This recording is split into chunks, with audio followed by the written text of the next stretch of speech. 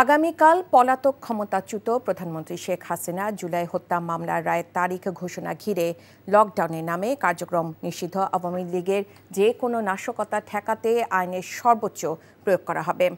গোয়েন্দা police DB press ব্রিফিংয়ে এ তথ্য জানানো হয়েছে। পুলিশ বলছে দলটির শীর্ষ নেতারা দেশ থেকে পালিয়ে বিদেশে বসে বেকার যুবকদের অর্থ দিয়ে নাশকতা করাচ্ছে। এসব কর্মকাণ্ড রুখে দিতে নিরাপত্তা বলয় তৈরি করা হয়েছে। তামজিদ সুমনের রিপোর্ট।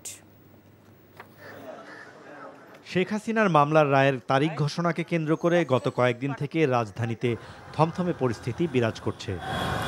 কার্যক্রম নিষিদ্ধ সংগঠন আওয়ামী লীগ লকডাউন কর্মসূচি ঘোষণার পর গত ৩ দিনে বাসে আগুন দেয়া সহ বেশ কয়েকটি নাশকতা ঘটেছে।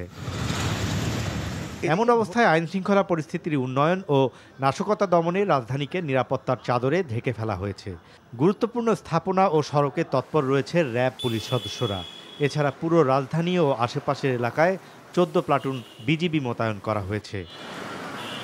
১৩ নভেম্বর যে কোনো নাশকতা রুখে দিতে হাইকোর্ট ট্রাইব্যুনালকে ঘিরে নেওয়া হয়েছে বিশেষ নিরাপত্তা ব্যবস্থা। সতর্ক অবস্থানে রয়েছে বিজিবির সাজোয়া যান। পুলিশ বলছে কার্যক্রম নিষিদ্ধ আওয়ামী লীগ কোনো ধরনের নাশকতার চেষ্টা করলে সর্বোচ্চ কঠোর হবেন তারা।